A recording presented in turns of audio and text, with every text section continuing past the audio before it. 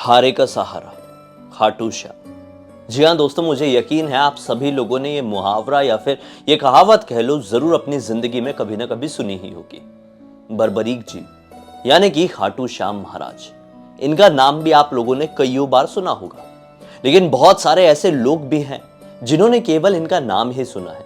जो लोग केवल इतना ही जानते हैं कि खाटू श्याम महाराज के बहुत बड़े बड़े मंदिर भारत में मौजूद है, इनकी लाखों करोड़ों के तादाद में लोग भक्ति करते हैं। लेकिन बहुत सारे लोग उनकी सच्ची कहानी, सच्ची कथा, उनकी हिस्ट्री के बारे में डिटेल में नहीं जानते हैं। तो फिक्र करने की कोई भी बात नहीं है। ब्लडी सत्य के आज के हैरान कर देने वाले अनोखे और डिफरेंट से एपिसोड में मैं आप सभी लोगों के सामने खाटू श्याम महाराज की जीवन से जुड़ी हुई इतनी ज्यादा अनोखी कहानी लेकर आ गया हूं, जिसे सुनने के बाद आप लोग बहुत ज्यादा चौंक जाएंगे दोस्तों। दरअसल बर्बरीक जी के पास ऐसे 3 बाण हुआ करते थे, जिन बाणों का उपयोग अगर वो महाभारत के युद्ध में कर लिए होते तो सच बता रहा हूं, क्षण भर में महाभारत का युद्ध पूरी तरह से समाप्त हो जाता। लेकिन किसके पक्ष में, यह समझना थोड़ा मुश्किल है। अगर आप लोग समझना चाहते हैं तो इस वीडियो के अंत तक जरूर बने रहिए। दरअसल बर्बरीक जी यानी कि खाटू श्याम महाराज किसी और के नहीं बल्कि 5 पांडवों में से जो भीमसेन थे, भीम उनके पोते थे, यानी कि घटोत्कच और मौरवी के पुत्र। दरअसल जो राजा मौर थे, उनकी पुत्री से विवाह श्री कृष्ण ने घटोत्कच का करवा दिया था। विवाह के कुछ समय उपरांत घटोत्कच को पुत्र रत्न की प्राप्ति हुई, जिस पुत्र के जो बाल थे, जो केश थे, वो बब्बर शेर की तरह दिखाई देते थे। इसी वजह से इन्हें सभी लोग बर्बरीक नाम से पुकारने लगे। इनका नाम बर्बरीक हुआ। ये बचपन से ही काफी ज्यादा जिज्ञासु स्वभाव के थे। इन्हें हर चीज जानने की बड़ी इच्छा हुआ करती थी। इनके जो दादाजी थे, जो पिताजी थे, वो काफी ज्यादा बलशाली थे। इसी वजह से अपने दादाजी और अपने पिताजी का बल इनके अंदर आया।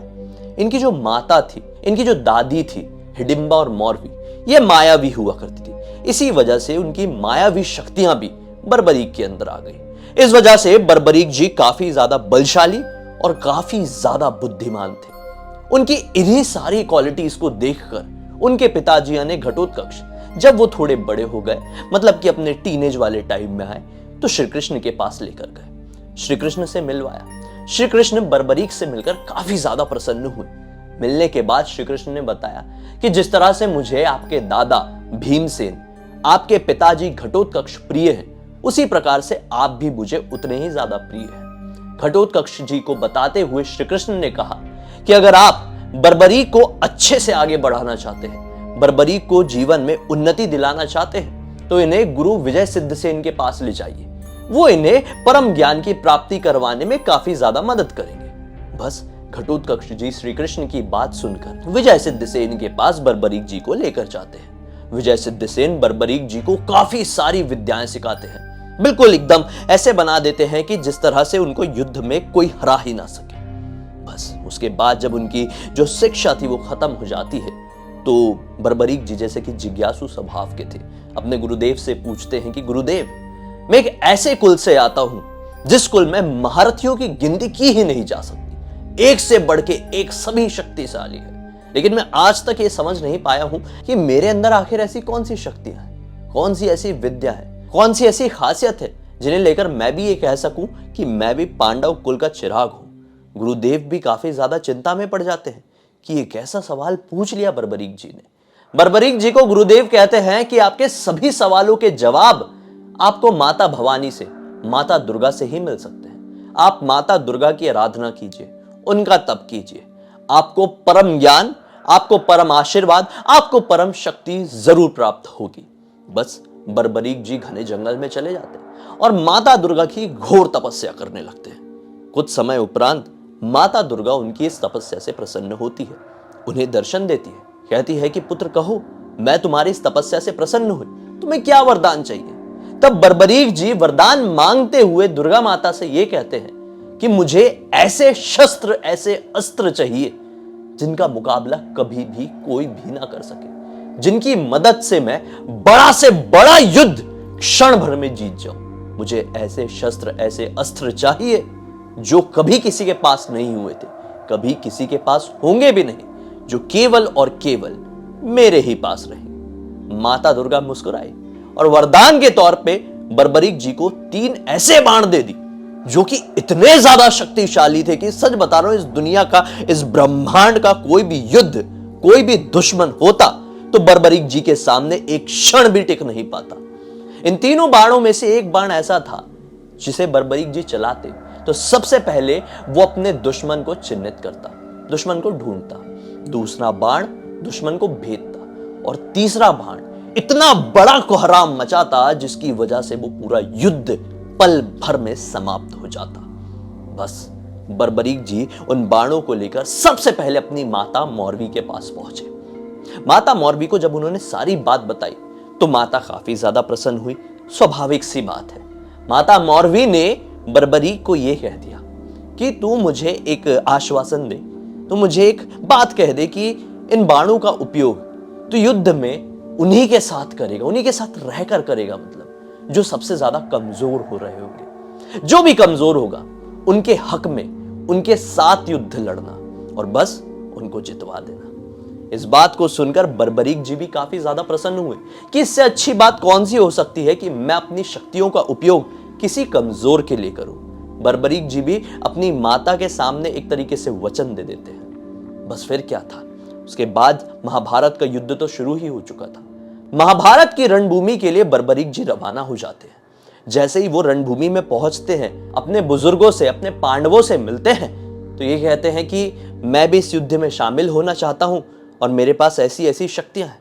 पांडव भी काफी ज्यादा प्रसन्न होते हैं कि अब तो हमारा युद्ध जीतना काफी ज्यादा आसान हो जाएगा, क्योंकि अभी तक तो हम इस रणभूमि में कमजोर हैं। कहां कौरवों की इतनी बड़ी सेना और कहां हम पांडवों की इतनी छोटी सेना। जब इस बात की जानकारी दुर्योधन को मिली तो दुर्योधन अपनी गदा लेकर बर्बरीक जी को मारने पहुंच गया। बर्बरीक जी उस समय अपनी ध्यानावस्था में बैठे हुए थे।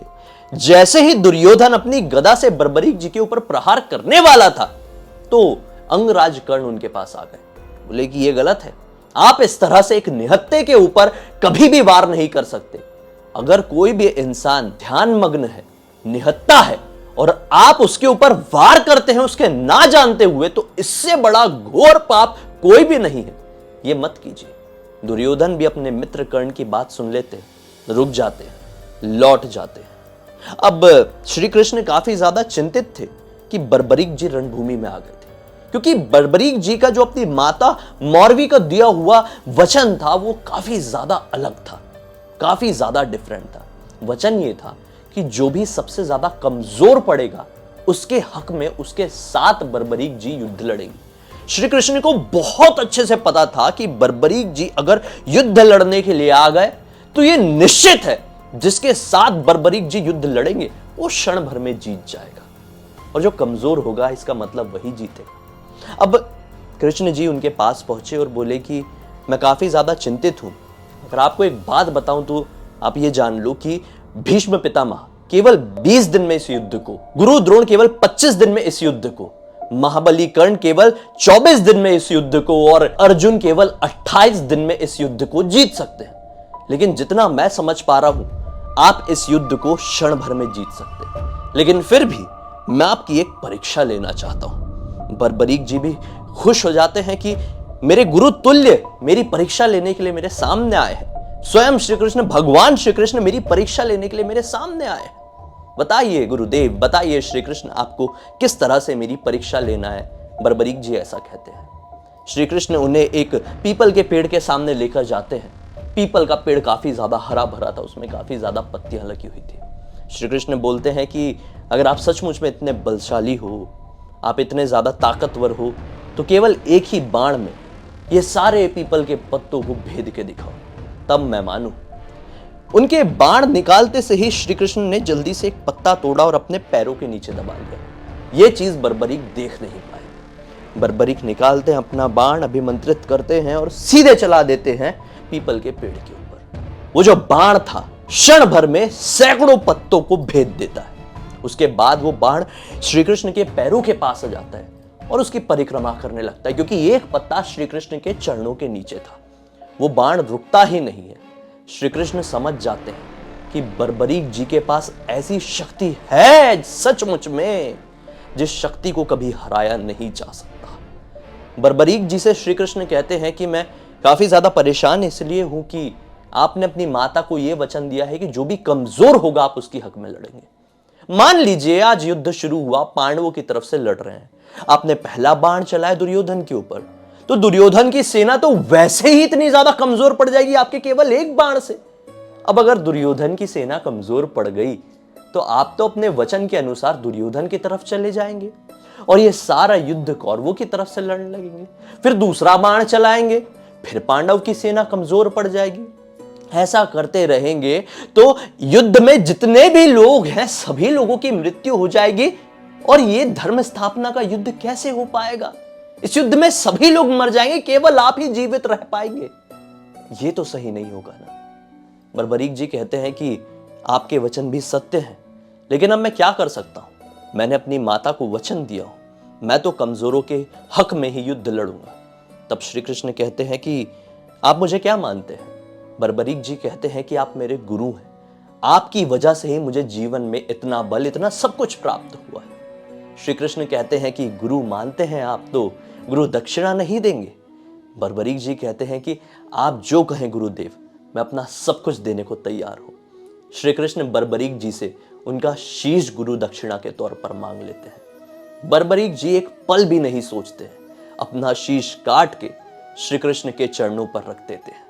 श्री कृष्ण ये भाव देखकर बर्बरीक जी का काफी ज्यादा प्रसन्न होते हैं। श्री कृष्ण कहते हैं कि कहिए, आपको जो भी आशीर्वाद चाहिए कहिए, मैं आपको देने के लिए तैयार हूं। बर्बरीक जी कहते हैं कि मैं ये सारा युद्ध अपनी आंखों से देखना चाहता हूं, केवल इतनी शक्ति मुझे प्रदान कर दीजिए कि ये सारा युद्ध मैं सबसे अच्छे तरीके से देख भी पाऊं, समझ भी पाऊं। भगवान श्री कृष्ण बर्बरीक जी को आशीर्वाद दे देते हैं कि आपके नेत्र, आपके कान इतने ज्यादा शक्तिशाली हो जाएंगे इस युद्ध के दौरान कि आप सब कुछ सबसे ज्यादा बारीकी से देख पाएंगे, सुन पाएंगे और निष्पक्ष होकर समझ भी पाएंगे। आपके इसी भाव के कारण सारे लोग आपको हारे का सहारा खाटू श्याम नाम से जानेंगे। बस इस आशीर्वाद के बाद बर्बरीक जी का, यानी कि खाटू श्याम महाराज का जो सर था वो एक पहाड़ में स्थापित कर दिया जाता है। खाटू श्याम महाराज ने यह सारा युद्ध सबसे ज्यादा बारीकी से देखा भी, सुना भी और समझा भी।